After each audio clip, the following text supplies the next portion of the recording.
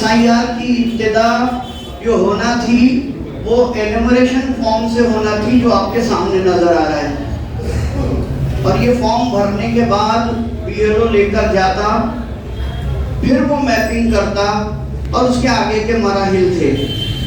लेकिन क्योंकि दीगर स्टेट में ये देखा गया कि 1 महीने के वक्फे में इतना काम कवर करना मुश्किल हो रहा था, बीएलओ के लिए बहुत मुसीबत का काम था, और हमारे लिए ये था कि हमारे नाम उसमें बाकी रह जा रहे थे। इसके लिए जो मौका मिला, ये 22 स्टेट में अभी तो इलेक्शन कमीशन ऑफ इंडिया ने ये तय किया कि उसकी पहले से तैयारी कर ली जाए, और इसके लिए अभी जो मैपिंग का मरहला है वो दरमियान में उन्होंने कहा कि भाई अपने काम को आसान कर लीजिए, तो इसके लिए ये मैपिंग चल रही है। असल एसआईआर अभी डिक्लेयर हुआ नहीं है, उसकी सही गाइडलाइन अभी आई नहीं है। एक लेटर अलबत्ता जरूर इलेक्शन कमीशन ऑफ इंडिया ने निकाला है 22 स्टेट के लिए। सबसे पहले एसआईआर पायलट प्रोजेक्ट हुआ बिहार में, उसमें कुछ तब्दीलियां करके 12 स्टेट में एसआईआर किया गया। वो अभी आखिरी मरहले में है। कुछ स्टेट की फाइनल वोटर लिस्ट अभी आना बाकी है या आ गई होगी। अब 1 अप्रैल 2026 से हमारे महाराष्ट्र में भी एसआईआर इंशाल्लाह लागू हो जाएगा। उसकी टोटल गाइडलाइन उस वक्त आ जाएगी। अभी हम जो बात कर रहे हैं वो 12 स्टेट जो अभी हाल में जो एसआईआर हुआ या हो रहा है अभी, उसकी जो गाइडलाइन थी, उसका जो फॉर्म था, वो तरीके को देखकर अभी हम तैयारी कर रहे हैं। ये सारी बातें कुछ मामूली बदल के साथ हो सकता है, बहुत ज्यादा उसमें बदल होना नहीं है। यही सारी चीजें हमारे स्टेट में भी लागू होने वाली है। तरीका यही रहेगा, बीएलओ इस तरह का 2 फॉर्म आपके पास लेकर आएगा। आपको ये फॉर्म में पूछी गई मालूमात भरकर बीएलओ को देना है। अभी वो सामने आएगी बात कि इसमें क्या क्या भरना है और कैसे भरेंगे। तो बीएलओ को 2 फॉर्म देंगे, बीएलओ उसमें वेरीफाई करेगा, एक फॉर्म आपको लौटा देगा एज ए रिसिप्ट और एक फॉर्म लेकर जाएगा, उसका वेरिफिकेशन होगा। वेरिफिकेशन के बाद अगले मराहिल होंगे।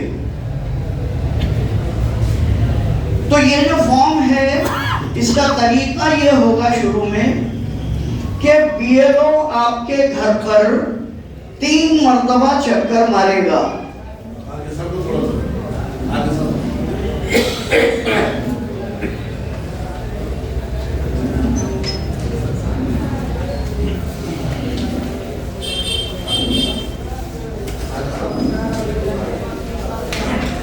ये एनुमरेशन फॉर्म जो आपको नजर आ रहा है कुछ इस तरह, ये कलर किया हुआ है, असल में वो ब्लैक एंड व्हाइट ही होगा।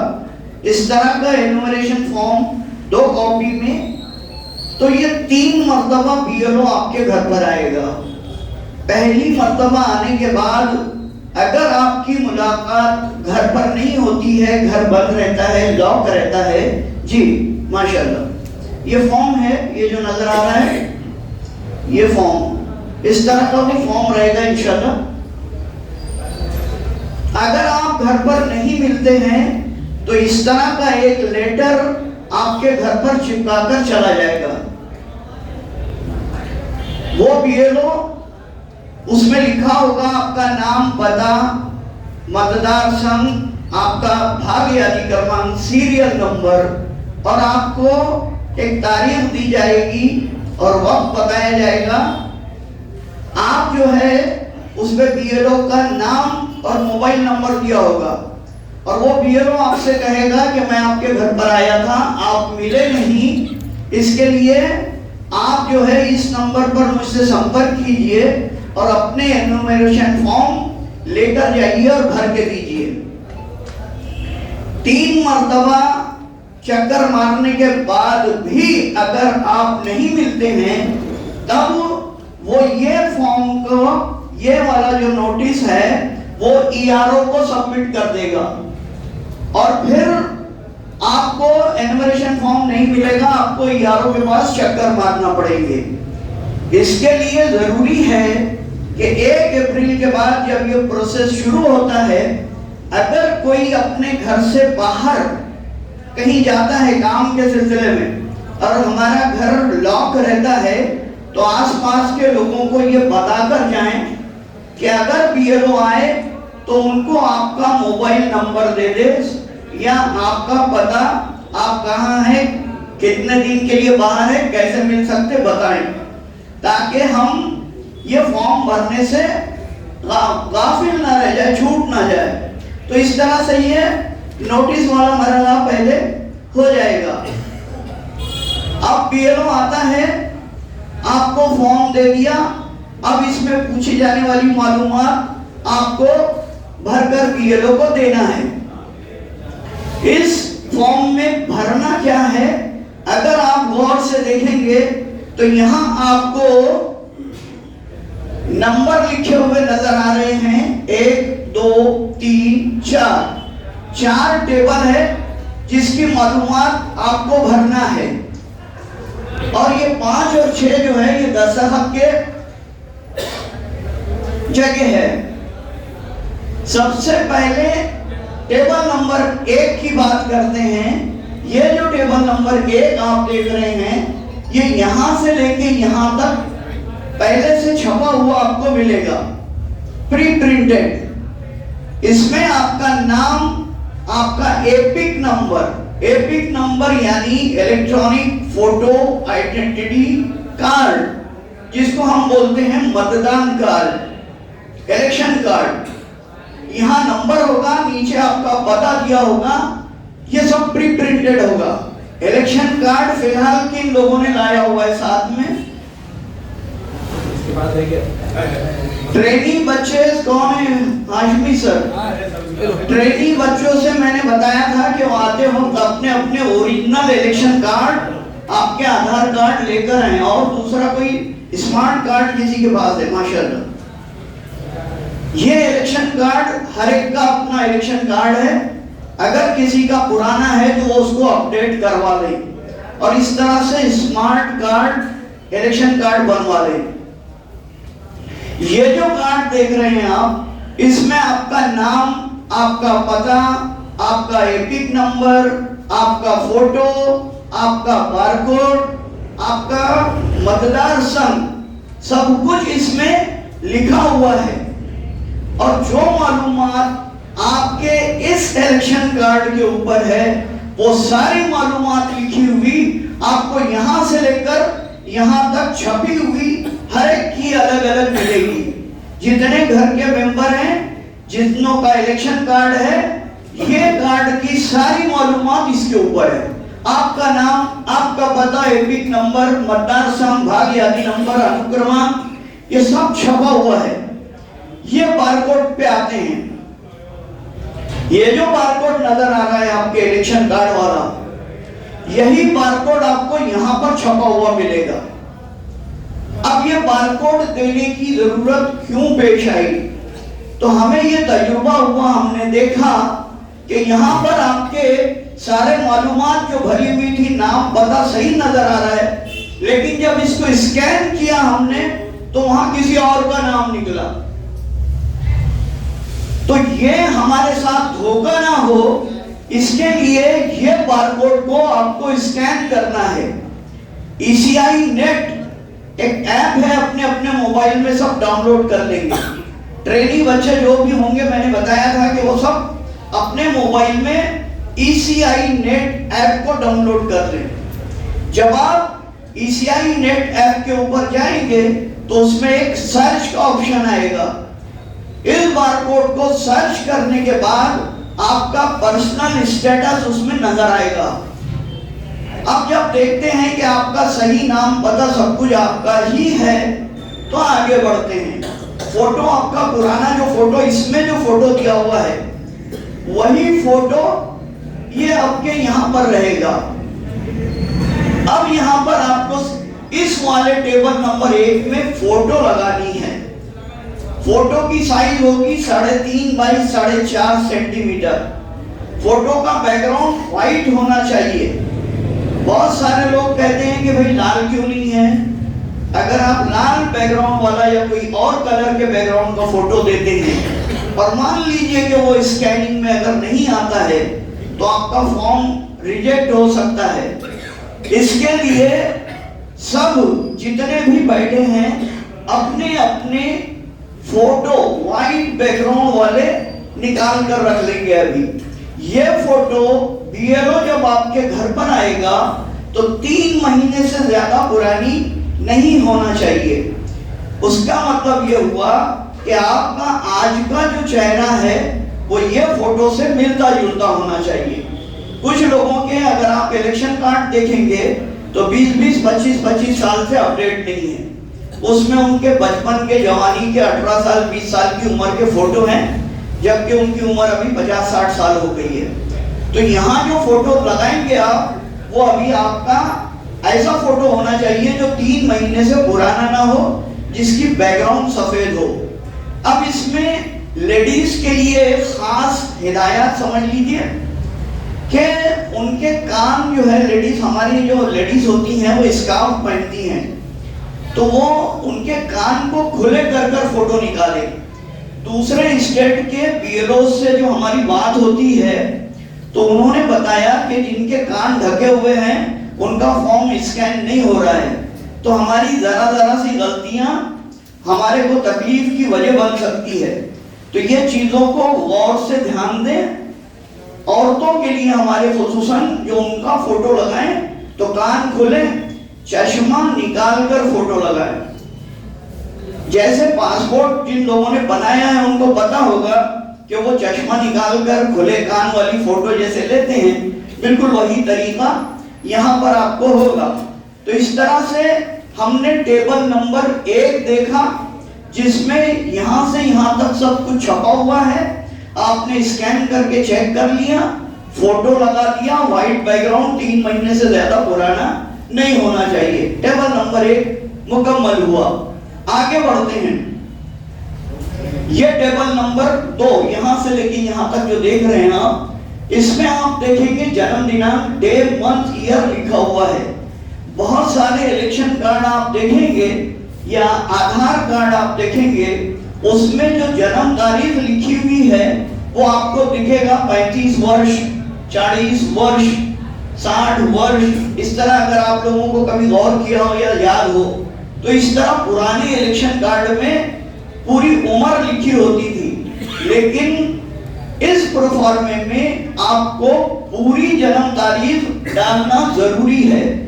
इसलिए अगर आपके आधार कार्ड पे आपकी उम्र कंप्लीट इस तरह से लिखी हुई नहीं है, डे, मंथ एंड ईयर, तो उसको आपको आधार कार्ड को अपडेट कर लेना है।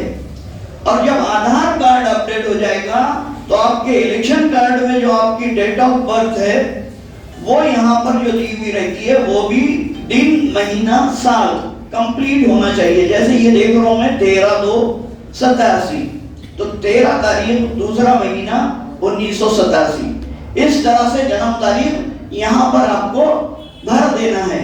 आधार नंबर सबका एक ही होता है बचपन से आखिर तक। जो हमारा आधार है, पहले लिखा था कि ये ऑप्शनल है, लेकिन सुप्रीम कोर्ट ने अभी बताया है, कुछ गाइडलाइन ऐसी आती है कि भाई आधार कार्ड को दे ही देना चाहिए। तो यहाँ हम आधार कार्ड भर देंगे। फादर्स, यहाँ पे दूरध्वनि क्रमांक, मोबाइल नंबर आपको इसलिए देना है कि बीएलओ अगर आपसे संपर्क करना चाहता है तो वो आपको वो नंबर पे बात कर सके। इसलिए हमारा मोबाइल चालू होना चाहिए। अगर आपका मोबाइल चालू होगा तो बीएलओ आपसे संपर्क कर सकेगा, या ईआरओ से अगर आपको कोई नोटिस आना है, कोई कॉल आना है, तो आपका वो नंबर चालू होना चाहिए। यहाँ एक खास बात मोबाइल नंबर को लेकर कि हमारी बेटियों का, बहू का, बीवी का हम मोबाइल नंबर किसी को नहीं देना चाहते। ऐसी सूरत में पूरे घर की जानिब से 5-6 मेंबर की जानिब से घर का कोई बड़ा, कोई बाप, बड़ा भाई, कोई उसका अपना मोबाइल नंबर भी दे सकता है। इसके लिए मोबाइल नंबर में जरूरी नहीं है कि हम हमारी बेटी का, बहू का, माँ का कोई मोबाइल नंबर यहाँ पर दे। कोई भी घर का बड़ा अपना नंबर दे सकता है। इसके बाद आते हैं वडिलाचे नाव। यहाँ पर फादर्स नेम आएगा। अब यहाँ पर ये सारी जो बातें हैं ये डॉक्यूमेंट को लेकर है। अब सारी हम देखते हैं कि हमारे बेसिक डॉक्यूमेंट में बहुत सारी गलतियां हैं। कहीं हमारे सरनेम हमने पहले कुछ थे, अब कुछ कर लिए। कहीं सैयद लगाया नहीं लगाया, शेख लगाया नहीं लगाया, कहीं पठान लिखा, कहीं खान लिखा। तो इस तरह से हमारे नाम में सारी गड़बड़ियां हैं। तो सारे हमारे डॉक्यूमेंट को हमने सही करने के बाद ये वाला फॉर्म भरना है। अभी हमारे पास हमारे डॉक्यूमेंट को सही करने का वक्त है। इस काम के लिए कुछ यहाँ के जिम्मेदार काम कर रहे हैं, वो आप लोगों की मदद करेंगे कि आप अपने अपने डॉक्यूमेंट्स को सही कर लें। डॉक्यूमेंट को सही करने का तरीका ये है कि आपके स्कूल का टीसी, मैट्रिक का सर्टिफिकेट, उसके ऊपर लिखा हुआ आपका जो नाम है और उसके ऊपर की जो लिखी हुई जन्म तारीख है, वही जन्म तारीख आपके आधार कार्ड पे आना चाहिए। और जो आधार कार्ड पे फिर आपका नाम और जन्म तारीख है, वही नाम और जन्म तारीख इलेक्शन कार्ड के ऊपर भी आना चाहिए। 90% से ज्यादा लोग ऐसे देखने मिल रहे हैं हमको कि जिनके आधार कार्ड पे जन्म तारीख कुछ और है, इलेक्शन कार्ड पे जन्म तारीख और है। तो नाम में गलतियां, जन्म तारीख में भी गलतियां। तो सबसे पहले बेसिक पे जाना है। हमारे स्कूल की टीसी, मैट्रिक के सर्टिफिकेट, या जिनके पास बर्थ सर्टिफिकेट है वो बर्थ सर्टिफिकेट, उससे चेक करते हुए अपने डॉक्यूमेंट बनाते हुए आना है। तो जब हमारा बर्थ सर्टिफिकेट, मैट्रिक का सर्टिफिकेट, स्कूल की टीसी, उसके ऊपर लिखा हुआ नाम, उसके ऊपर लिखी हुई जन्म तारीख, उसके मुताबिक सबसे पहले अपने आधार कार्ड को सही कर लेंगे। आधार कार्ड सही हो जाएगा तो उससे आगे के सारे डॉक्यूमेंट भी सही हो जाते हैं। उससे आपका इलेक्शन कार्ड भी सही हो जाएगा, पैन कार्ड भी उससे बन जाता है, बैंक की पासबुक सही हो जाएगी, पासपोर्ट बन जाएगा। तो सारे डॉक्यूमेंट आपको फिर बनते चले जाएंगे। सबसे पहले आधार को सही कर लेंगे। तो इस तरह से यहाँ बाप का नाम लिखेंगे, उसके बाद इलेक्शन कार्ड, एपिक नंबर, जैसे मैंने बताया एपिक के मानी होते हैं इलेक्ट्रॉनिक फोटो आइडेंटिटी कार्ड, मतदान कार्ड। बाप का इलेक्शन कार्ड देना है। अब यहाँ देते वक्त कंफ्यूजन लोगों को होता है। वो 2002 की वोटर लिस्ट को लेके बड़े लोग कंफ्यूज होते हैं कि वो वाला डालना है या यहाँ कौन सा डालना है। तो ये कॉलम जो है ये अपडेट कॉलम है 2025-26 का। यहाँ जो मालूमात भरी जाएगी वो आपकी 2025-26 वाली जो इंफॉर्मेशन है अपडेट। तो यानी बाप का जब नाम लिख रहे हैं तो बाप का जो इलेक्शन कार्ड जो अभी मौजूद है, अब उसमें यह हो सकता है कि कई ऐसे लोग हैं जिनके वालिद का इंतकाल हो गया है लेकिन इलेक्शन कार्ड घर में मौजूद रहता है। अब जो बहुत पुराना वाला है वो नहीं डालना है, अभी जो घर में मौजूद था वो वाला इलेक्शन कार्ड यहाँ पर डालना है। उसी तरह से माँ का नाम, माँ का इलेक्शन कार्ड। अब जो शादीशुदा हैं वो अपनी बीवी का नाम डालेंगे और उनका इलेक्शन कार्ड डालेंगे। और जब बीवी ये फॉर्म भरेगी तो अपने शौहर का नाम डालेगी और जो है उसका इलेक्शन कार्ड डालेगी। अब जो शादीशुदा नहीं है वो ये दो वाले खाने को खाली छोड़ देंगे। तो इस तरह से 2025-26 की अपडेट पोजीशन आपको टेबल नंबर 2 में भरना है। टेबल नंबर 1, टेबल नंबर 2 सब मतदार के लिए कॉमन है। हर मतदार को ये 2 खाने कंपलसरी भरना है। चलते हैं टेबल नंबर 3 की जानिब। टेबल नंबर सवाल जवाब सबसे आखिरी में करेंगे, इत्मीनान से सुन लीजिए। आपके सब सवाल का जवाब आ जाएगा आखिरी में इंशाल्लाह, आप सुनते रहिए। आसानी में सवाल कर लीजिए, लिख कर रखिए आप। टेबल नंबर 3 की जानिब चलते हैं। अब जिनका नाम 2002 की वोटर लिस्ट में मौजूद था है, 2002 की वोटर लिस्ट इस तरह की रहेगी। आपके यहाँ के काम करने वालों ने उसको डाउनलोड कर लिया होगा अपने अपने बस्ती के। अगर नहीं किया है तो इस तरह एक एक बूथ की एक एक वोटर लिस्ट को डाउनलोड करके रख लीजिए, ताकि सारे बस्ती के नाम उसमें से आप लोग तलाश कर सकें। बस्ती के कुछ लोगों को मिल गया तो सबके लिए आसानी हो जाती है, आसपास के नाम इस तरह वोटर लिस्ट में रहते हैं। जिस तरह हमने हमारे इलेक्शन कार्ड में देखा कि सारी मालूमात हमारे यहाँ पे इलेक्शन कार्ड की थी, उस तरह यहाँ पर टेबल नंबर 3 में जितनी भी मालूमात भरी जाना है वो सब इस 2002 की जो वोटर लिस्ट है उसी की मालूमात है। पूरी ये वोटर लिस्ट की मालूमात यहाँ पर आएगी। कैसे बताते हैं? मतदाराचे नाव। अब यहाँ जिसका भी मतदार है उसका जहां भी जो पेज पे जो नाम आया है, इस तरह से ये मतदार का नाम, नातेवाईक का नाम, उसके नाते संबंध, उसका एपिक नंबर यहाँ, और ये उसका सीरियल नंबर, ये सारे मालूमात ये पेज पे मौजूद है।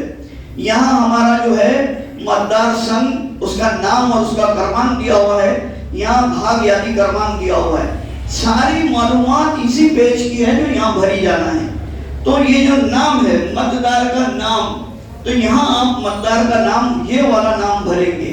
अब यहाँ पर थोड़ा सा समझाने वाली बात ये है कि यहाँ आपका नाम पहले गलत था, उसमें सरनेम नहीं था या कोई अलग नाम था जिसमें कुछ गलतियां थी, जिसको आपने अब फॉर्म 8 भर के दुरुस्त कर लिया और यहाँ पे आपका दुरुस्त वाला नाम ऊपर आ गया। लेकिन यहाँ पर आपका गलती वाला नाम था जिसमें दुरुस्तियां नहीं थी। तो जो जैसा नाम था बगैर किसी काना मात्रा विरांटी उकार को बदले, जैसा के वैसा ये वाला जो नाम है वो यहाँ डालेंगे। वो ये नहीं देखेंगे कि गलत। बहुत सारे लोग अभी कुछ सवाल आ रहे हैं कि भाई तहसीलदार के पास जाके वो 2002 की वोटर लिस्ट का नाम सही करके लाना पड़ेगा। इस तरह लोगों के कुछ सवाल आ रहे हैं। ये यादी दुरुस्त नहीं होगी। ये 2002 की यादी बहुत पुरानी, 23 साल पहले हो गई, इसमें कोई तब्दीली नहीं होना है। और आपकी सारी मैपिंग जो की जाएगी वो ये यादी से की जाएगी। आपकी अभी की जो वोटर लिस्ट है, आपके अभी की जो मालूमात है, उसको आपकी 2002 की वोटर लिस्ट से मैप किया जाएगा, मिलान किया जाएगा कि क्या आप वही शख्स हो जो अभी आप वो शख्स हो जो 2002 में थे, जो आपका नाम 2002 में था वही नाम यहाँ पर है क्या, वही कॉन्स्टिट्यूएंसी नंबर, मतदार संघ वगैरह, ये सारी चीजें मिलान की जाएगी। तो ये आपको बगैर किसी बदल के यहाँ पे आपको मतदार का नाम डालना है। एपिक नंबर कॉलम नंबर 8 में अगर आप देखेंगे कोने में एपिक नंबर आपको नजर आ रहे होंगे कुछ। जो एपिक नंबर जिसका दिया हुआ है वो एपिक नंबर यहाँ भरना है। मान लीजिए किसी का एपिक नंबर यहाँ खाली नजर आ रहा है, तो आपको वो अगर यहाँ पर नहीं दिया है तो ये वाले खाने को आपको भी खाली छोड़ देना है। यहाँ आते हैं नातेवाईक का नाम, आपके नाम के आगे नातेवाईक का नाम दिया हुआ है, तो आपको ये नातेवाईक का जो नाम, तरीका वही रहेगा। अगर सही है तो सही लिखें, अगर इसमें गलत नाम दिया हुआ है तो जैसी गलती वाला नाम था वैसा के वैसा यहाँ भर देंगे। नाते संबंध यहाँ दरमियान में दिया हुआ है, वडील का वो, पति का वो, इस तरह से ये दिया हुआ आपको नजर आ रहा है। तो यहाँ नाते संबंध आप लिखेंगे। उसके बाद यहाँ पर आएगा जिला। जज़ाकल्लाह खैर, जज़ाकल्लाह।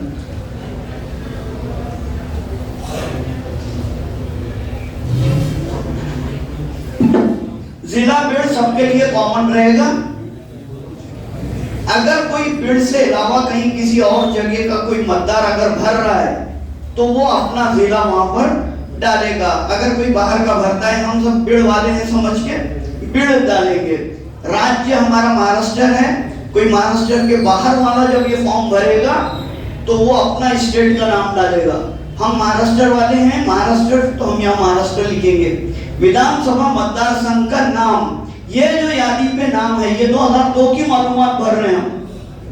अब आप देखेंगे कि 2002 में हमारे मतदार संघ का नंबर कुछ और था और अभी का मतदार संघ आपका टैली नहीं होने वाला।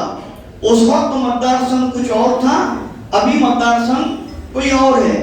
तो ये जो यहाँ आपने आपकी मतदार यादी ढूंढ के निकाली 2002 की, और उसमें जो आपका यहाँ पर जो कोने में लिखा हुआ मतदार संघ का ऊपर टॉप पे नाम दिख रहा है, वो मतदार संघ का नाम आपको यहाँ भरना है।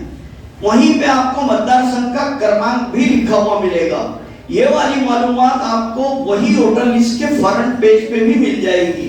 इसमें आपका जिला, आपका मतदार संघ, आपका भाग यादी क्रमांक, यहाँ तक के ये आपके फ्रंट पेज में भी मिल जाएगा। ये सारी मालूमात आपको इस पेज पर भी मिलेगी, जिसमें आपका मतदार संघ का नाम और उसका क्रमांक, और ये यहाँ पर भाग यादी क्रमांक। तो यहाँ आपने मतदार संघ का नाम लिखा, ये वाले कॉलम में मतदार संघ का क्रमांक, यहाँ जो लिखा हुआ था वो मतदार संघ का क्रमांक डाल दिया। आपका भाग यादी क्रमांक ये वाले कोने पे था, वो भाग यादी क्रमांक आप यहाँ डालेंगे, और ये जो सीरियल नंबर आपका जो है, जिस सीरियल नंबर पे आपका नाम आ रहा है, वो वाला सीरियल नंबर यहाँ डाल देंगे। इतना करने के बाद यहाँ फोटो लगाया, यहाँ करंट इंफॉर्मेशन भरी, 2002 की वोटर लिस्ट में नाम मौजूद है हमारा, 2002 की वोटर लिस्ट की हमने यहाँ पर मालूमात भर दी। अब उसके बाद जो टेबल नंबर 3 भरेगा, वो टेबल नंबर 4 को नहीं भरेगा। औरंगाबाद में हम ये देख रहे हैं कि बहुत सारे बीएलओ को भी अभी ये पता नहीं है, इसलिए कि उनको ट्रेनिंग नहीं दी गई अभी तक। तो बीएलओ ये गलती कर रहे हैं कि वो 3 भी भर रहे हैं और 4 भी भर के रख रहे हैं। जिसने ये गलती की उसका फॉर्म रिजेक्ट हो जाएगा, इसलिए कि इसमें सिर्फ 2002 में जो मतदार है वो भरेगा, तो ये नहीं भरेगा, और जो ये भरेगा वो ये नहीं भरेगा। अभी ये कौन भरेगा वो आगे आएगी बात। तो यहाँ तक के समझ लीजिए कि यहाँ तक अभी आपने भरे, आपका 2002 की पूरी मालूमात आ गई, सब डाल दिए। यहाँ कुछ इंस्ट्रक्शन दिए हुए हैं, इसमें लिखा हुआ है कि आप जो है भारत के अलावा किसी और देश के नागरिक नहीं है, आपकी नेशनलिटी भारत की है, इस तरह से आप घोषणा कर रहे हैं यहाँ पर। फिर उसके नीचे लिखते हैं आप कि आपका जो मतदार का नाम है वो किसी दूसरी कॉन्स्टिट्यूएंसी में भी नहीं है। तो आपको एक बात बताना चलूं कि ये जो हमारा जो इलेक्शन कार्ड है वो एक ही होना चाहिए। एक से ज्यादा इलेक्शन कार्ड रखना कानूनन गुनाह है, लेकिन इसलिए कि हमको पता नहीं है, इसके लिए हम हमारे 2 कार्ड 3 कार्ड भी लोगों के हैं। तो जिनके 2 या 3 कार्ड हैं तो वो ऐसे कार्ड की मालूमात भरें जो सही है, जिसपे नाम पता सब सही है, और आपको जो बाकी रखना है, और अगर उससे ज्यादा अगर कोई इलेक्शन कार्ड आपके पास है तो उसको या तो खुद फॉर्म 7 भर के डिलीट कर देंगे, या वो ये प्रक्रिया के तहत खुद ब खुद डिलीट हो जाएगा। तो इसके लिए यहाँ आप लिख के दे रहे हैं कि आप एक ही जगह के मतदार हैं। तो उसके साथ ही साथ फिर ये भी है कि जिसके 2 इलेक्शन कार्ड है वो गलती से 2 फॉर्म नहीं भरना है। अच्छे से याद रख लीजिए कि आपको एनुमरेशन फॉर्म एक ही भरना है। गलती से आपने डबल एनुमरेशन फॉर्म भर दिया तो आपको 1 साल की कैद और जुर्माना दोनों भी हो सकता है। इसके लिए गलती से भी डबल एनुमरेशन फॉर्म भरने की गलती नहीं करना है। तो ये 3 बातें हो गई। यहाँ लिखते हैं आप कि ये सारी मालूमात आप ठीक ठाक होश हवास में सब समझ के दे रहे हैं, गलत नहीं भर रहे हैं। अगर गलती करेंगे तो हम सजा के मुस्तहिक रहेंगे। यहाँ आप दस्तखत करेंगे और उसके नीचे जिस तारीख को आपने एनुमरेशन फॉर्म भर के बीएलओ को दिया है वो वाली आपके दस्तखत के नीचे तारीख भी डालेंगे। इतना करने के बाद ये फॉर्म की 2 कॉपियां भरी आपने, एक बीएलओ को दे दिया, बीएलओ उसमें नीचे दस्तखत करेगा और बोलेगा कि 2002 की वोटर लिस्ट से मैंने इसका वेरिफिकेशन कर लिया, यहाँ दस्तखत करेगा, एक आपको दे देगा और एक अपनी अगली कार्रवाई के लिए लेकर चला जाएगा। तो इस तरह से ये पूरा फॉर्म आपको समझ में आ गया कि आपको फॉर्म भरना कैसे है।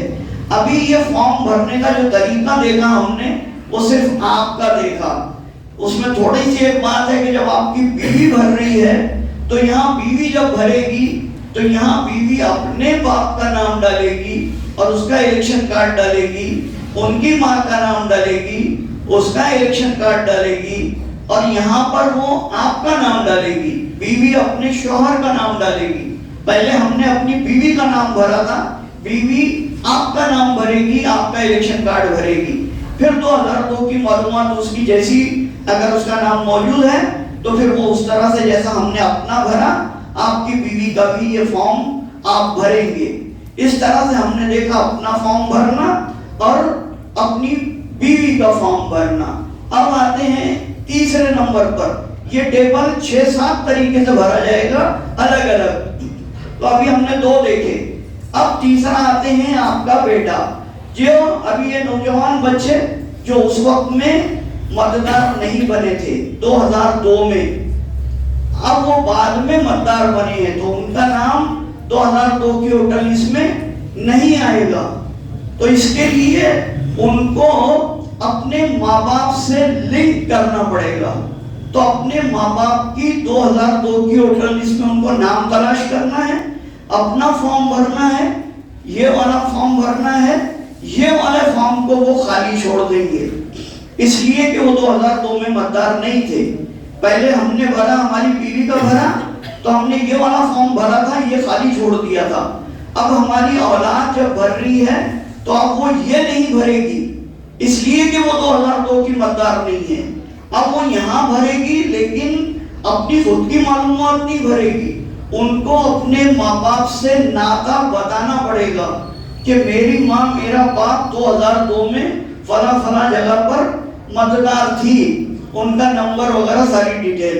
तो इस तरह से जो उस वक्त में माइनर थे, आपका बेटा या आपकी बेटी, तो वो यहाँ पर भरेगी। यहाँ आपके यानी वो बच्चा जो है वो अपने 6 लोगों के जरिए लिंक कर सकता है, अपनी माँ, अपना बाप, अपना दादा, अपनी दादी, अपना नाना, अपनी नानी, यही 6 नाते इलेक्शन कमीशन ने बताए हैं जिसके जरिए से वो उसको लिंक करना है 6 लोगों से। अब बहुत सारे लोग बताते हैं कि ब्लड रिलेशन में चाचा भी आता, ताया भी आता है, फूफी भी आती है, बड़ा भाई भी आता है, लेकिन ये सारे नाते अभी इलेक्शन कमीशन की जानिब से हमको नहीं दिए गए। ऑप्शन हमको बताया गया कि आप सिर्फ माँ बाप दादा दादी नाना नानी से ही अपना लिंक बता सकते हैं। तो अभी हम उसी पे कायम रहते हुए अपने फॉर्म को भरेंगे। तो यहाँ बाप का नाम, उसका एपिक नंबर अगर है तो भरेंगे, नाते भाई बाप के बाप का नाम यहाँ जो आएगा, क्यों तो बाप की मालूमात भर रहे हैं तो यहाँ बाप के नाम के साथ उसके दादा का नाम आएगा, तो यहाँ उसका नाम आएगा। नाते संबंध में वडील इसलिए कि वो इसके वडील है, यहाँ पे जिला राज्य सब वैसी आएगा, मतदार संघ भाग आदि क्रमांक अनुक्रमांक आप यानी वो जो भर रहा है उसके बाप का जो अनुक्रमांक आएगा वो यहाँ डालेगा। इस तरह से आपका बेटा आपकी बेटी जो फॉर्म भरेंगे वो ये नहीं भरते हुए ये भरेंगे, फिर वही तरीका रहेगा। यहाँ वो दस्तखत करेगा, तारीख डालेगा, यहाँ बीएलओ दस्तखत करेगा, एक लेगा एक वापिस दे देगा। तो इस तरह से हमने देखे ये फॉर्म का तीसरा टाइप। अब चलते हैं चौथे टाइप पर। आपके घर में आपकी बहू आई हुई है, अब वो बहू 2002 में वोटर नहीं थी या आपके घर में उसकी शादी भी नहीं हुई थी। 2002 के बाद शादी हुई, आपने आपकी बहू को अपने घर लेकर आया। अब उसका जो है एसआईआर का फॉर्म, इसलिए कि वो आपके पास अभी जो मतदार है वो अभी आपके पास मतदार है अब वो, तो उसका जो एसआईआर फॉर्म है वो आपके पास भरा जा रहा है। आपकी बहू जब भरेगी तो यहाँ ये फोटो अपना लगाएगी, यहाँ उसका date of birth, Aadhaar number, mobile डालने के बाद यहाँ उसके बाप का नाम और इलेक्शन कार्ड डालेगी, उसके माँ का नाम, उसका इलेक्शन कार्ड डालेगी। इसके लिए आपको आपकी बहू के माँ बाप का इलेक्शन कार्ड की जरूरत पड़ना है। तो इसके लिए अभी जिनकी बहुएं हैं वो अपने अपने बहू को कहें कि अपने मायके से अपने माँ बाप का इलेक्शन कार्ड का फोटो मंगवा लें। साथ ही साथ आपकी बहू को लिंक उसके माँ बाप से किया जाएगा। पति से बीवी का लिंक नहीं होता, नहीं कर सकते, हस्बैंड वाइफ को लिंक नहीं कर सकता। इसके लिए उसको उसकी माँ बाप से जोड़ा जाएगा। इसलिए इसके साथ साथ आपकी बहू के माँ का इलेक्शन कार्ड, बाप का इलेक्शन कार्ड और उसके 2002 की वोटर लिस्ट और उसको फिर अपने माँ बाप की मालूमात यहाँ भरना होगी। तो इसके लिए सब अपनी अपनी बहू से कहकर उनके माँ बाप का इलेक्शन कार्ड मंगा लेंगे, 2002 की वोटर लिस्ट मंगा लेंगे, उसके मुताबिक ये फॉर्म भरेंगे। आगे का तरीका वही रहेगा। फिर यही फॉर्म का अगला हिस्सा, आपकी बेटियां जो 2002 में आपके पास थी, वोटर नहीं थी, शादी भी नहीं हुई थी, अब आपकी बेटियों की शादी हो गई है और वो अपने ससुराल चली गई हैं। अब जब वहां जाकर वो मतदार बन गई हैं तो वो वहां SIR का फॉर्म भरेगी। तो आपकी बेटी जब वहां फॉर्म भरेगी तो उसको आपका इलेक्शन कार्ड, बाप का इलेक्शन कार्ड, माँ का इलेक्शन कार्ड और उनकी 2002 की वोटर लिस्ट लगेगी। यानी आपके खुद का इलेक्शन कार्ड, अपनी बीवी का इलेक्शन कार्ड और अपनी 2002 की वोटर लिस्ट, ये अपनी बेटी को भेज देना है फौरन, ताकि वो अपनी तैयारी करे अपना SIR के फॉर्म भरने के लिए। तो इस तरह बहू की मालूमात हमको मंगाना है और बेटी की मालूमात हमको उसके ससुराल में भेज देना है। तो इस तरह से हमने जितने हमारे रिश्ते थे फॉर्म भरने का तरीका देख लिया।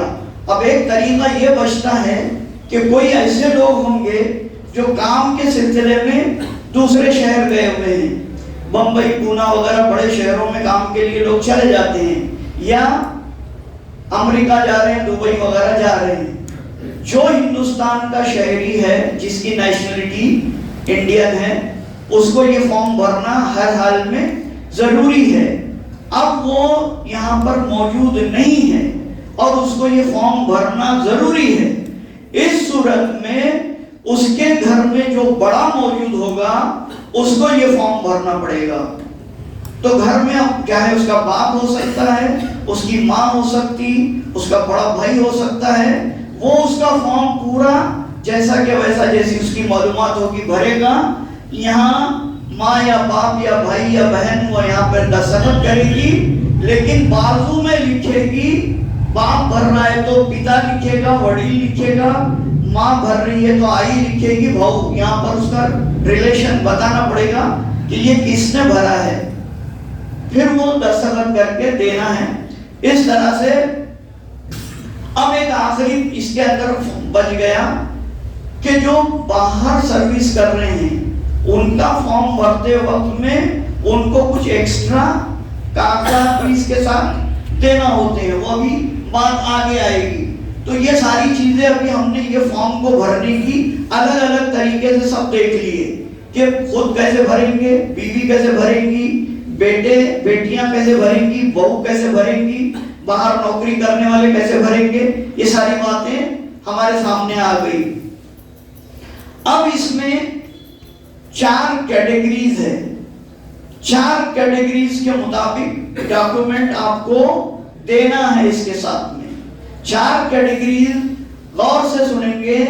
1 जुलाई 1987 से पहले जिनकी पैदाइश हुई, 1 जुलाई 1987 से पहले जो पैदा हुए वो, और जिनका नाम 2002 की वोटर लिस्ट में मौजूद है, उसको एनुमरेशन फॉर्म भरना है और 2002 की वोटर लिस्ट की ये कॉपी, इसका फ्रंट पेज ये वाला, और जहां पर उसका सीरियल नंबर है फ्रंट बैक करके इसकी कॉपी जोड़ देना है।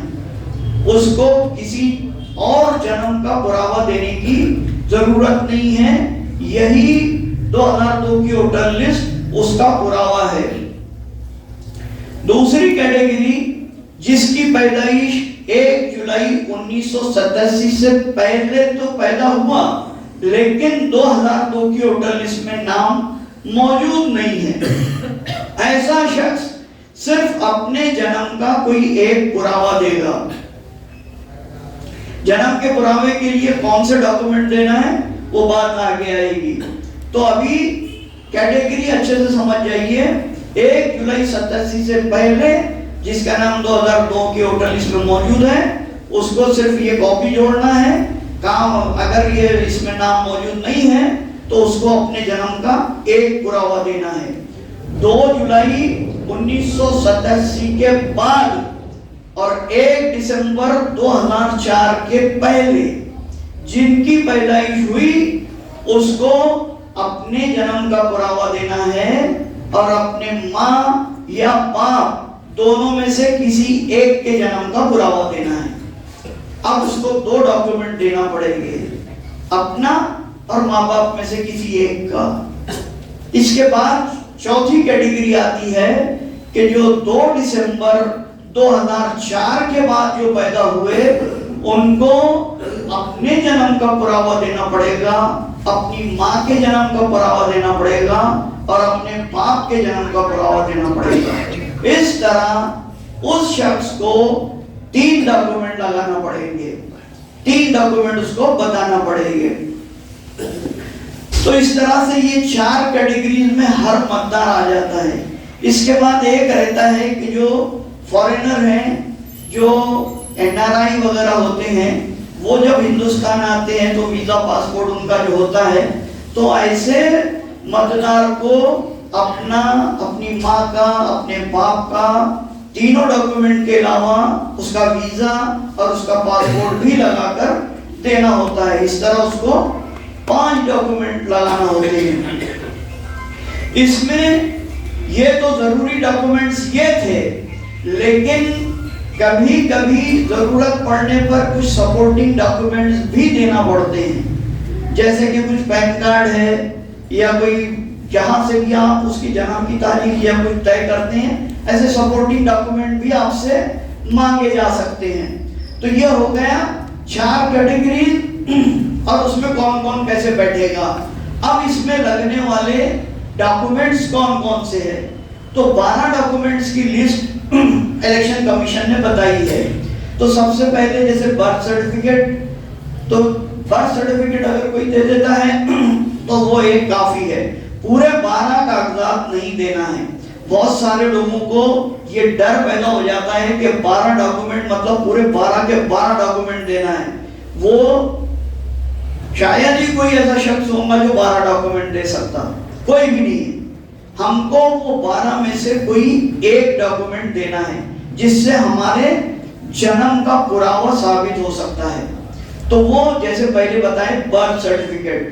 नंबर 2 मैट्रिक पास का सर्टिफिकेट। तो जो मैट्रिक पास है वो अपने 10वीं का जो सर्टिफिकेट होता है बोर्ड का, वो एक उसका पुरावा साबित हो जाएगा। Number 3 passport. तो जिनके पास पासपोर्ट है तो वो भी एक हमारे जन्म का पुरावा हो जाएगा। नंबर 4 जो है कास्ट सर्टिफिकेट। तो अगर किसी के पास वैलिड कास्ट सर्टिफिकेट है तो वो भी जन्म का पुरावा हो जाएगा। नंबर 5 गवर्नमेंट सर्वेंट का आइडेंटिटी कार्ड या उसका पेंशन पे ऑर्डर नंबर या उसका सर्विस बुक का फर्स्ट पेज। इस तरह से जो गवर्नमेंट सर्वेंट है वो अपने ये डॉक्यूमेंट पेश कर सकता है। इसके बाद जिनको रहवासी बोलते हैं कि परमानेंट एड्रेस जिसका है, तो वो अब अगर कोई मैट्रिक पास नहीं है उनके लिए खासकर कि 5वीं 6वीं 7वीं पास 9वीं पास वाले जो हैं उनको क्या करना है, तो उनके लिए तो ये बताया गया कि वो अपने बर्थ सर्टिफिकेट बना लें, या बर्थ सर्टिफिकेट बनाना हार्ड है तो आसान एक है कि रहिवासी बनाकर डोमिसाइल सर्टिफिकेट बना ले। तो ये जो काम करने वाले बच्चे और जो जिम्मेदार हैं वो ये चीजों को गौर से सुने। आपको डॉक्यूमेंट के ऊपर मेहनत करना है। जिन जिन लोगों के पास डॉक्यूमेंट है तो वो सही है कि चेक करना है, और अगर जो नहीं है तो वो बनाने में क्या आसानी हो सकती है उसमें मदद करना है। तो इस तरह से डोमिसाइल सर्टिफिकेट भी एक जन्म का पुरावा होगा।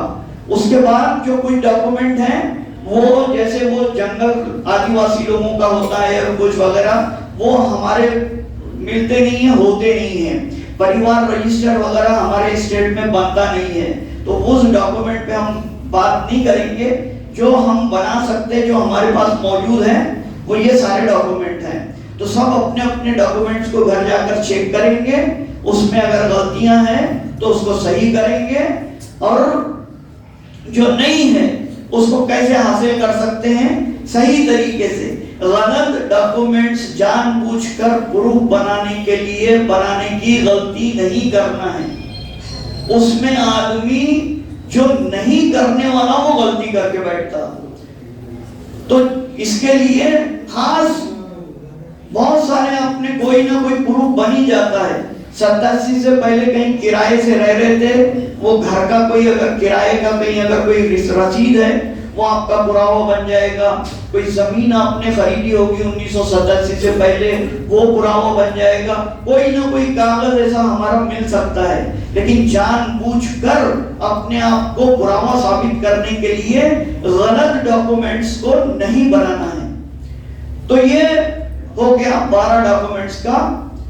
अब बात सब तरीके से सामने आ गई कि कौन कौन कैसे कैसे भरेगा, उसकी कैटेगरीज आ गई, डॉक्यूमेंट क्या देना है वो आ गया। ये सारा प्रोसेस जब हो जाएगा, 1 महीने की इसमें पीरियड होता है। 1 महीने का पीरियड में ये सारा काम आपका किया जाएगा। उसके बाद आपका नाम, जिसने भी SIR का फॉर्म भरा है, एनुमरेशन फॉर्म, उसका नाम ड्राफ्ट लिस्ट में आ जाएगा। तो ड्राफ्ट लिस्ट में, और जिन्होंने ये एनुमरेशन फॉर्म अगर नहीं भरा तो उसका नाम ड्राफ्ट लिस्ट से काट दिया जाएगा। भले ही वो 10-20 साल पुराना मतदार क्यों ना हो, 50 साल पुराना भी मतदार क्यों ना हो, लेकिन अगर उसने एनुमरेशन फॉर्म नहीं भरा तो उसको आने वाली जो अभी जो SIR की फाइनल वोटर लिस्ट होगी उसमें से उसका नाम काट दिया जाएगा। फिर उसको आगे तकलीफ होना है, फिर वो तो उसको बहुत सारे फिर मराइल से गुजरना पड़ेगा। इसके लिए हर इंसान एनुमरेशन फॉर्म जरूर भरेगा। साथ ही साथ 2 एनुमरेशन फॉर्म नहीं भरना है, उसके लिए वो 1 साल की सजा और जुर्माना। तो डबल गलती से भी नहीं भरना। डबल इलेक्शन कार्ड रखना गुनाह है, उसी तरह डबल एनुमरेशन फॉर्म भरना भी गुनाह है। इसकी वजह ही यही है कि किसी का नाम डुप्लीकेट ना हो, डबल ना हो। जिनका इंतकाल हो गया उसका नाम इसमें से हट जाए, जो शिफ्ट हो गए उनका नाम कट जाए। जैसे हम देखते हैं हमारी बेटी शादी होकर गई, हमारा उसका नाम यहाँ भी था वहाँ भी था, हमारी बहू आई उसका नाम वहाँ भी था यहाँ भी था। तो ये सारी दुरुस्तियों के लिए ही ये किया जा रहा है। तो डबल एनुमरेशन फॉर्म कोई भरने की गलती नहीं करेगा। तो ये सारी बातें आपके सामने आ गई। तो ड्राफ्ट लिस्ट में अब जब नाम आ जाएगा, अब अगला मरहला उसका शुरू होगा।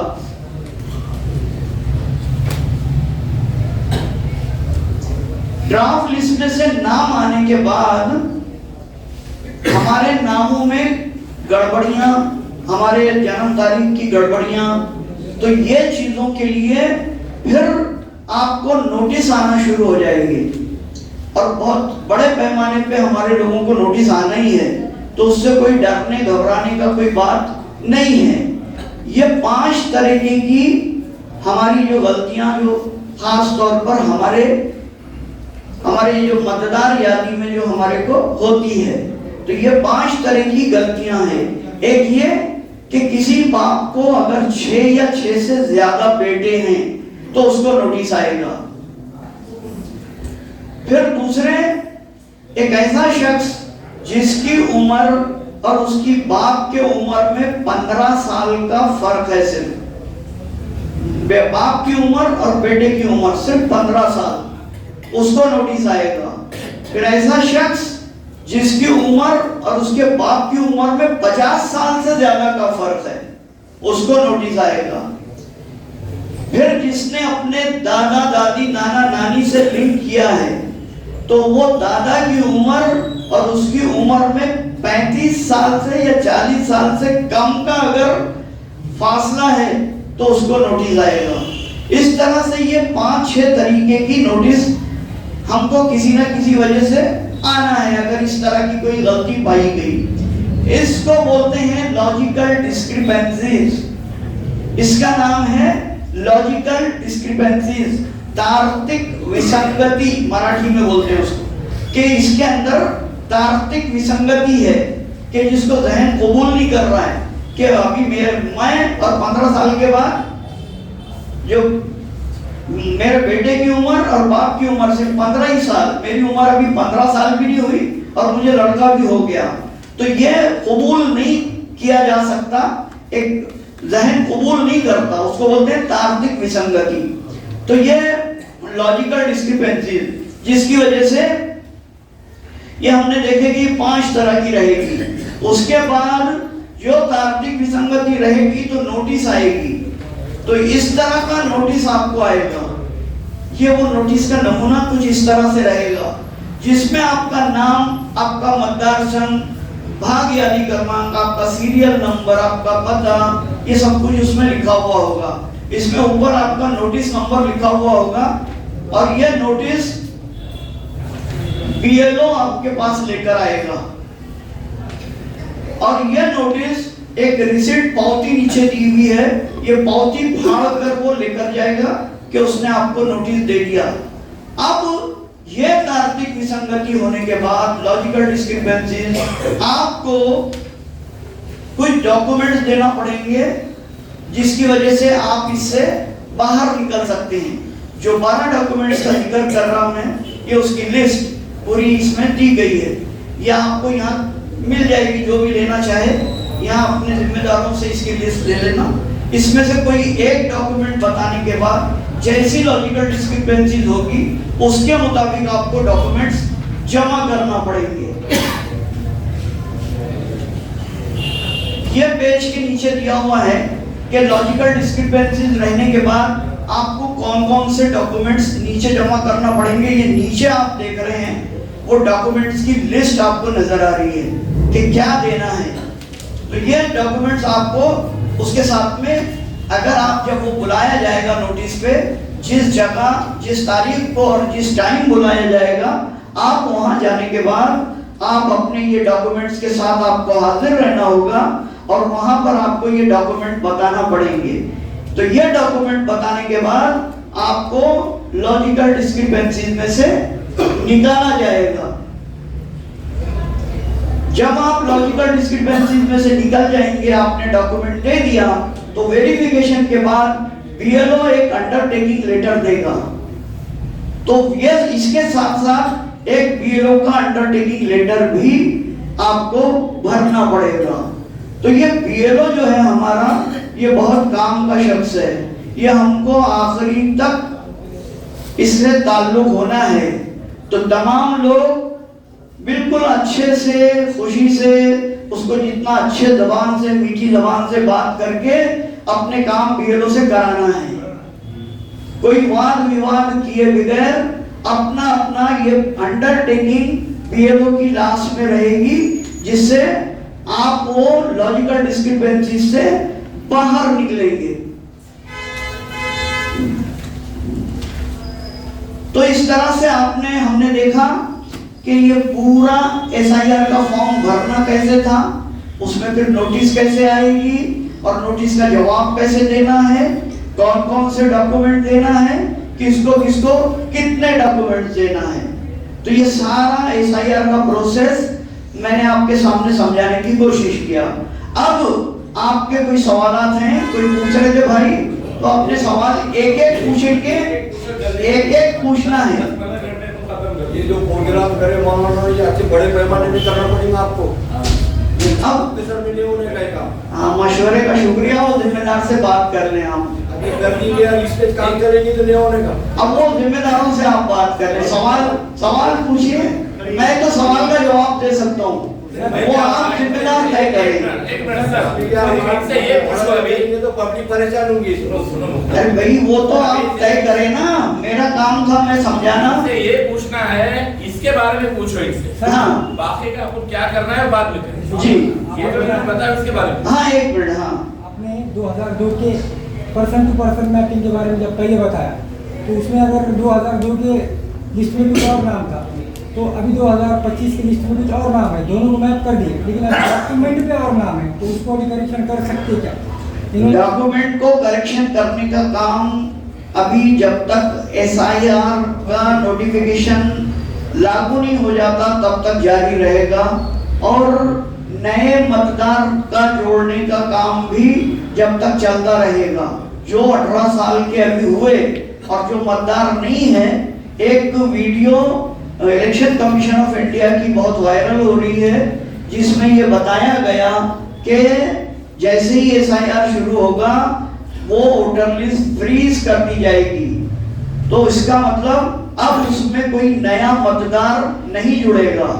तो ऐसा 2 मिनट पहले मेरा समझा दूं ताकि वो मुद्दा पूरा हो जाए, बात सबको समझ में आ जाए।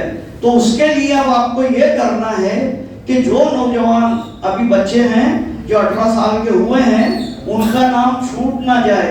आज हम 2002 की वोटर लिस्ट को लेकर परेशान हैं, नाम नहीं मिल रहे हैं, ढूंढते फिर रहे हैं, इसका नाम है, माँ का है, बाप का है, दादा का है। अगर हम पहले से तैयारी करके रखेंगे, आज जो 18 साल के बच्चे हो गए उनका नाम हम आज लगा लेंगे, उनका नाम फाइनल लिस्ट में आ जाएगा, तो आने वाली जो नस्लें हैं, आज से 20-25 साल के बाद दोबारा SIR होगा, तो उस वक्त में इस तरह से भागा दौड़ी नहीं होगी। तो ये जो है फाइनल लिस्ट आएगी अभी, उसमें उनका नाम ऐड हो जाएगा। और एक जरूरी बात कि ये जो फाइनल लिस्ट आने के बाद उसकी जो कॉपी और जो एनुमरेशन फॉर्म भरने के बाद BLO ने जो साइन करके दिया था आपको, ये लेटर की आपको कलर जेरॉक्स करना है, 5-6 कॉपी में करना है। जितने भी बच्चे हैं हमारे, 4 बच्चे हैं, 5 बच्चे हैं, सबको एक कॉपी दे देना है। आगे 20-25 साल के बाद उनको एक बहुत अहम पुरावा उनके पास मौजूद रहेगा। दूसरा सवाल कीजिए जैसे कि प्रोजिनी में कर बाप के साथ 2002 की लिस्ट में बाप का नाम है और प्रोजिनी में बच्चा कर रहा है, जो अभी बोलो सवाल करो। तो बाप के डॉक्यूमेंट पे अलग नाम है और बच्चे के डॉक्यूमेंट पे अभी अलग नाम है, तो उसको वो फॉर्म में वैसी डिटेल भरनी की है क्या? बेटा समझाता हूँ मैं। सबसे पहले मैंने बताया कि यहाँ सारे नाम को academic document, birth certificate, school के सर्टिफिकेट से सही कर लिया आपने, यहाँ आपका वो सही किया हुआ नाम आ गया। यहाँ के नाम में आप कोई दुरुस्ती नहीं कर सकते, जो 2002 की लिस्ट में जैसा नाम था वैसे ही भरना है। अब ये नाम और ये नाम में विसंगति आ रही है, लॉजिकल डिस्क्रिपेंसीज, जो मैंने अभी समझाया कि आपके नाम में गलतियां हैं, शेख, सैयद, खान, पठान, तो उसके लिए आपको नोटिस आएगी। नोटिस आने के बाद आपको कौन से डॉक्यूमेंट देना है वो आपको बताना पड़ेगा कि जो 2002 में शख्स था वो आज भी मैं ही हूँ, बस यही साबित करना है। इसका पूरा निचोड़ ही यही है कि जो 2002 में है वो मैं हूँ। अब उसके लिए साबित करने के लिए 12 डॉक्यूमेंट, 4 कैटेगरी, 12 डॉक्यूमेंट, किसी को 1, किसी को 2, किसी को 3, किसी को 5, वो डॉक्यूमेंट्स आपको देना है। भाई आप किसी भी जगह पे जाएंगे, माँ बाप का 2002 की जो वोटर लिस्ट है, जो जैसा के वैसा भरेंगे, समझ गए आप? अब उसमें अगर गलती है तो नोटिस आएगी, आपको अपने डॉक्यूमेंट के जरिए से प्रूफ करना पड़ेगा, सिंपल बात है। 2002 की लिस्ट में समझो मेरा नाम है, हाँ, और मेरे माँ बाप का एपिक जो नंबर आपने सेकंड लिस्ट में बताई, एपिक नंबर माँ बाप का दोनों भी नहीं है तो उसमें कैसा आया है, ये पुराने उसका है, तो वो उसमें आईडी नहीं होगा, तो उसका क्या करना? आईडी समझा नहीं। से बात कर रहे हो मैपिंग की तरफ? मैपिंग के ताल्लुक से आपको बताने के लिए खास आए हैं। बोलो, एक ये जो एक तो बोला तो। हाँ ये नहीं है मेरे वहाँ शुरू का वालिद आधार का कार्ड, वहाँ से शुरू का करते हैं। यहाँ किसका नाम है? शुरू का एक्चुअल में सर मैं आपसे एक सवाल करूंगा, पूरे सब लोगों के सवालों के जवाब बहुत सारे हैं। एक्चुअल में सर इसमें 2 नाम नहीं 3 नाम बनने वाले। 3 नाम कैसे बनते मैं वो बताता आपको। यहाँ पर जो समझो बच्चे का नाम और पेरेंट का नाम हाँ, बोलो। उसके डॉक्यूमेंट्स के हिसाब से, सपोज मेरे पेरेंट्स का नाम मेरे डॉक्यूमेंट के ऊपर शेख नसीरुद्दीन है। फर्स्ट इसमें तो मेरे जो पूरे डॉक्यूमेंट्स है उस पर शेख नसीरुद्दीन यहाँ पर आ गया, एक चीज। सेकंड यहाँ पे इपिक नंबर के हिसाब से जो वालिद साहब के डॉक्यूमेंट पे वो डालना है मुझे। बोलो। यहाँ पे जो है तो मोहम्मद नसीर शेख रुस्तुम नाम आ रहा है, यानी कि ये नाम इससे मैच नहीं कर रहा। पहली चीज इसका इपिक नंबर तो करंट होगा। और तीसरा जो है यहाँ पे भरना है मुझे, यहाँ पे तो इसके अंदर 2002 की यादी में उनका नाम है नसीर मोहम्मद। घुमा फिरा के आपने यही बोले कि भाई अभी का नाम और पहले नाम में गलती है। 3 नाम है। भाई 3 बोलो 5 बोलो, कहीं पे भी आ रहा है नाम में गलती है। आपको साबित करना है कि जो आज आप हैं वो पहले वाले नाम वाले आप ही हैं, और जो आपका जो बाप का नाम है वो बराबर आपका ही बाप का नाम है, जो माँ का नाम है वो आपके ही बाप का नाम है। वो आपको आपके डॉक्यूमेंट्स के जरिए साबित करना पड़ेगा। सर कोई सवाल? सर अभी ये 2002 की लिस्ट में, अभी हम लोग रहते बीड़ में, हमारे वालिद रहते बम्बई में, उनकी 2002 की लिस्ट में बम्बई में लिस्ट जारी है। जी बोलो। तो यहाँ पे अपन वो कैसा फॉर्म भर सकते हो? आपके वालिद वालदा का नाम बम्बई में है। हाँ, वहाँ 2000 आप यहाँ पर हैं। हाँ। वालिद वालदा हयात हैं। हाँ है।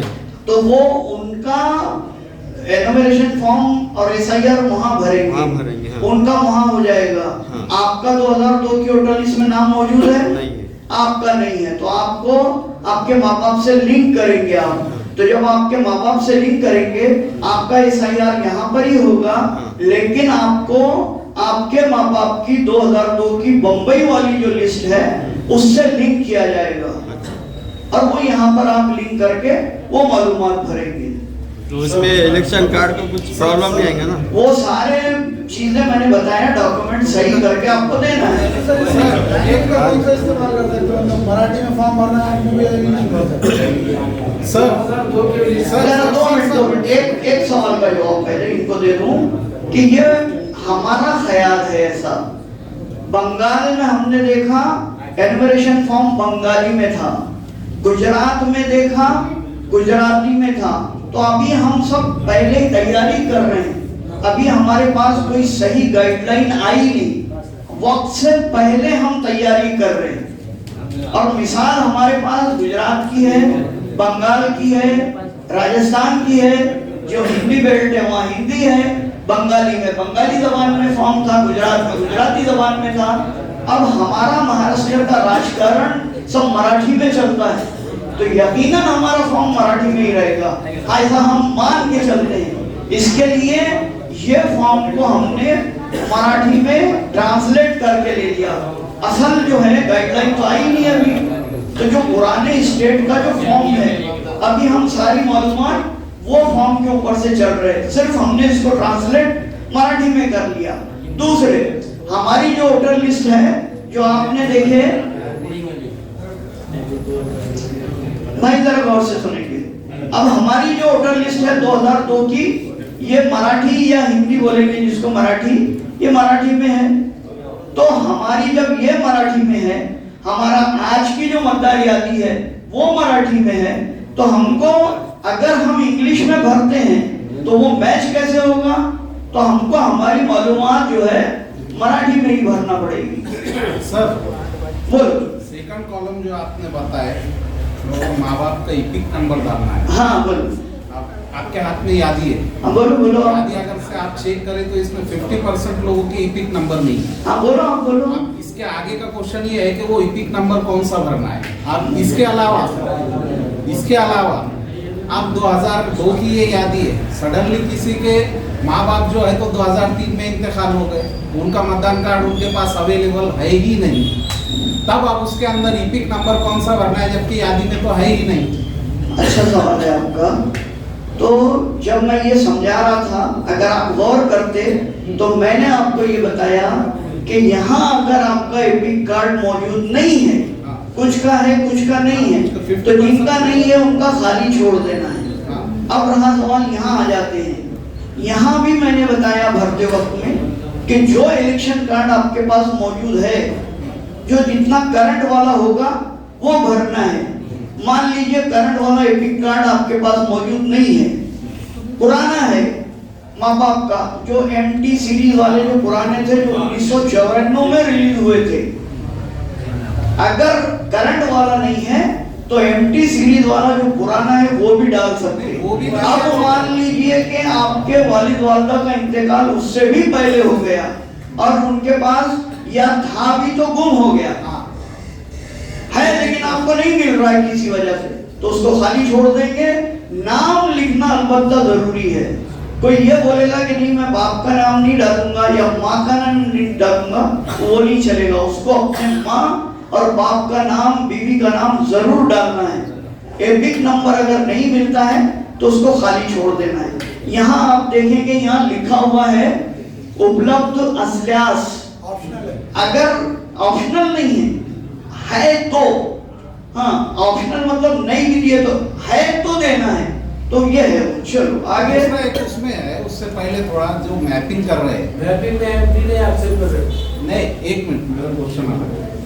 मैपिंग अगर से कर रहे हैं, आप मेरे परिवार है, मेरे वाले साहब को 6 बच्चे हैं, मेरे वाले साहब को 6 बच्चे हैं, 2 लड़कियां हैं 4 लड़कियां, हाँ। इसमें से 3 बच्चियों की शादी आउट ऑफ है। मैंने बोल तो बीड़ी में बोलो शॉर्ट, जल्दी पूछो, सवाल पूछो। शाहगढ़, मल्लीगढ़ और ग्योरे में अभी कहीं भी है, चलो बोलो ना। अब यहाँ के बीएलओ के पास हम 3 लोग जो बचे, तो एक का 157 में, एक का 158 में, एक का 159 में। अब इसमें से किसी का नाम जो है तो 2002 की यादी में नहीं है। अब बीएलओ का हम बोल रहे हैं कि मेरा 157 में है, मेरे वाले साहब का जो है 2002 की यादी में ये नंबर है। अब मुझे मेरे वाले साहब के जरिए ये 157 के बीएलओ के पास ही पूरे परिवार का नाम ऐड करना नहीं होगा, नहीं तो इनके पास ऑप्शन नहीं होगा। बैठ जाइए, जिसका जो मतदार है वही बीएलओ करेगा। अगर आपके भाई 3 अलग अलग जगह पे है, वो जहाँ के मतदार है, पहले आपके वालिद वालिदा की मैपिंग हो जाएगी, फिर उसके बाद उनके औलाद की ऐड प्रोजनी की जाएगी। तो जब प्रोजनी मैपिंग होगी उस वक्त में आप जहां के मतदार है, आपका इलेक्शन कार्ड मैपिंग करते वक्त में आपका करंट नंबर यहाँ का जो था, आपका पार्ट नंबर, आपका जो सीरियल नंबर और आपका कॉन्स्टिट्यूएंसी नंबर, इससे मैपिंग होती है। वो जो है वो आपका अगर यहाँ का है तो वो मजलेगांव वाला कैसे करेगा, उसके पास यहाँ की यादी मौजूद है, तो जो जहाँ का मतदार है उसको वहीं से ऐड प्रोजनी की जाएगी। आपके बीएलओ के पास अभी वैसा हुआ है आपके पास? मैं बता रहा हूँ कि जो जहाँ का मतदार है वहीं प्रोजनी होगी। बीएलओ को अभी पूरी तरह से गाइडलाइन मिली नहीं है, बहुत सारे बीएलओ कंफ्यूज है, उसमें कुछ गलतियां हो भी जा रही है, तो वो छोड़ दीजिए, वो हमारा सवाल नहीं है। सही जो था वो मैंने आपको बता दिया। बीएलओ कर रहे हैं यहाँ पे, बीएलओ एक परिवार को एक कर रहे हैं।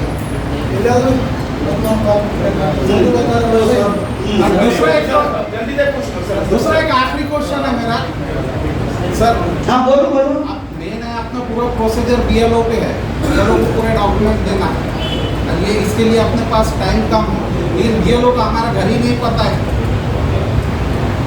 ये सवाल आपका थोड़ा सा गलत इसलिए है कि बीएलओ उसी इंसान को ड्यूटी दी गई है जो वो उस इलाके का है, वो आया ही नहीं है ना। अरे भैया अभी कहाँ से आएगा, अभी फिलहाल गुड फेथ में काम चल रहा है। सुनो भाई सुनो, अभी बीएलओ को जबरदस्ती करके आप वो कोशिश मत कीजिए।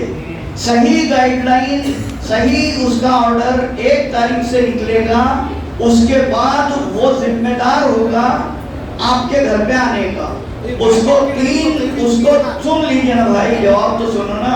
उसको 3 मरतबा आपके घर पे आना है और उसको सब पता है, आपका घर नहीं पता है तो उसको पूछना पड़ेगा, और अगर वो नहीं आता है तो आपके पास उसमें ऑप्शन है कि आप कॉल बुक करके ईआरओ के जरिए उसको बुला सकते हैं। ये जो मैपिंग का 23 तारीख के वाला है। पहले बोले तुम जब मीटिंग कर रहे थे ना, अपना दूसरा चैप्टर चल रहा था, बीएलओ की इन्होंने पहले बता दिए 3 बार घर पे आएगा अपने 1 तारीख के बाद। आएगा, लेकिन अभी 23 तारीख को दे रहे मैपिंग के लिए, मैपिंग तक तो पहुंच के घर पे सर, मैपिंग के लिए घर पे आना कि क्या? फिलहाल बीएलओ को आप दबाव नहीं डाल सकते, अभी वो गुड फेथ में चल रहा है। आपके लिए भी आसानी है मैपिंग होना, और बीएलओ के लिए भी आसानी है कि जो काम उसका 1 महीने में करना था उसको ज्यादा वक्त मिल गया, और हम जो परेशान हैं हमारे डॉक्यूमेंट हमको सही करने का मौका मिल गया, और बहुत सारी मैपिंग हो गई, तो हम भी थोड़ा सा मुतमईन हो गए कि चलो मैपिंग तो हो गई। तो दोनों के लिए ये बेहतर हुआ। मैपिंग की डेट 21 भी वाली है, बता रहे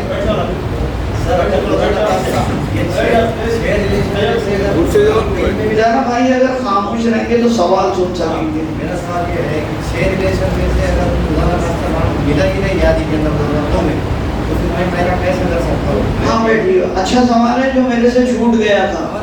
बैठ जाइए, पहले एक का जवाब दे दीजिए। एक अच्छा सवाल था जो मेरे से बताते हुए छूट गया था कि जिसका नाम 2002 की लिस्ट में मौजूद था वो तो यहाँ भर दिए, जिसका माँ बाप का नाम था वो यहाँ भर दिए, लेकिन एक ऐसा शख्स जिसका खुद का भी नाम 2002 में नहीं है, उसके माँ बाप दादा दादी का भी नाम 2002 की उस लिस्ट में मौजूद नहीं है, ऐसी सूरत में वो ये तो भरेगा, फोटो लगाएगा, ये वाला कॉलम भी भरेगा, 2002 का मतदार नहीं था तो ये खाली छोड़ देगा, माँ बाप का नाम नहीं है तो ये भी नहीं भर सकता। अब वो इतना फोटो लगाएगा, यहाँ तक फॉर्म भरेगा, साइन करेगा और ये फॉर्म बीएलओ को दे देगा, वो अनमैप्ड वोटर कहलाएगा क्योंकि उसकी मैपिंग अभी नहीं होगी। फिर उसको अपने कैटेगरी, जो 4 कैटेगरी बताई गई, इसमें बहुत अहमियत रखती है वो 4 कैटेगरी और 12 डॉक्यूमेंट में से कोई एक डॉक्यूमेंट जो किसी को 1 भी हो सकता, 2, 3, 4 भी हो सकते। तो 4 कैटेगरी डॉक्यूमेंट अपने कैटेगरीज के हिसाब से वो जो मतदार था जिसका खुद का भी नाम नहीं था, जिसके माँ बाप का भी नाम नहीं था, वो जिस कैटेगरी में था उसको जितने डॉक्यूमेंट देना थे, या 1 या 2 या 3 या 3 से ले जाता, तो वो उसको नोटिस के बाद ईआरओ ऑफिस में बुलाकर उसको जमा करना पड़ेंगे, बताना पड़ेगा, उसके बाद उसका नाम फाइनल वोटर लिस्ट में आ जाएगा। एक सवाल है हमारा। हाँ जी बोलो। मशहूर से क्या करें कि सत्य कुमार सिंह प्रेसिडेंट नहीं ना, ये पूरे शहर के उलमा जो भी सियासी समाजी जिम्मेदार, इनकी जो है 3-4 मीटिंग का हो रहे, इन्होंने सहूलत के लिए, मैपिंग के लिए पूरे शहर के अंदर में मुस्लिम मोहल्लों के अंदर में खुसूसन जो है सेंटर कायम किए और उसके अंदर जिम्मेदार तय किए ताकि ये सब मेहनत करके मैपिंग कराए, घर घर जाकर उनको लेकर आए। एक तो ये चीज़ चल रही है। अब ये जैसे आपने बोले 1 तारीख के बाद बीएलओ को आना ही आना है, जी आएंगे। ये जो 10 दिन में उनको घरों पे भेज देने का क्या ऐसे ही करना है? नहीं, देखिए ये एडजस्टमेंट वाली बात है। बैठिए मौलाना। तो अभी तो क्या है कि जो अगर मैंने बताया कि जिसकी मैपिंग हो जाती है वो दिमागी तौर पे मुतमईन हो जाता है, तो जो बेहतर है अपने अपने बीएलओ से राब्ता कायम करें और अपनी अपनी मैपिंग करा लें जल्दी में जल्दी। जितना जल्दी करा लेंगे अपने दिमाग को सुकून हो जाएगा, जितना लेट करेंगे आगे चल के फिर एकदम रश बढ़ेगा तो बीएलओ के ऊपर भी बर्डन रहेगा और हमारा कब होता नहीं होता उसमें परेशान, उसमें फिर फॉर्म भरने में भी कहीं गलतियां ना कर दें हम तो, और हमारे डॉक्यूमेंट सही है नहीं है। आज हमको मौका है हमारे डॉक्यूमेंट चेक करने का, जो नहीं है उसको बना लेने का, फॉर्म पहले भर के तैयार कर लेना। और एक बात ज़हन में आई इस बार से, जिस वक्त बीएलओ ये फॉर्म लेकर आएगा, अभी तो हम औरंगाबाद में ये कर रहे हैं कि एक डेमो प्रोफार्मा, ये जो देखा आपने, ये डेमो प्रोफार्मा पूरे घर के हम भर दे रहे हैं। 5 मेंबर है, 4 मेंबर है, सबके भर के रख दे रहे हैं। तो ये भर देने से और इसको 2-2, 3-3 मरतबा चेक करना है, तो इस तरह से अगर आपकी कोई गलतियां हो तो वो 2-3 मरतबा देखने में निकल जाएगी। और अगर ऐसा नहीं है तो जब बीएलओ ये फॉर्म लाएगा तो 2 ही कॉपी में लाएगा, और उसके बाद आपको तीसरा फॉर्म मिलने वाला नहीं है।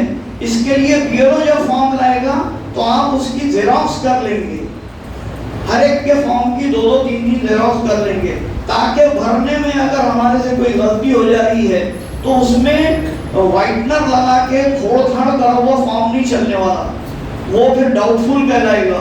इसके लिए सबसे पहले आपको ये करना है कि जब बीएलओ फॉर्म लाएगा तो उसकी जेरॉक्स बना लेना है। तो जब जेरॉक्स निकाल लेंगे आप तो वो सही मालूमात भरी जाएगी। ये हमको फॉर्म दे दो 12 डॉक्यूमेंट्स और हाँ, वो सब जिम्मेदार जो है वो सब दे देंगे। किसी एक जिम्मेदार को मैं दे दूंगा, वो आप कर लेना जेरॉक्स करके सब। एमपी वाला कार्ड था। हाँ हाँ जी बोलो।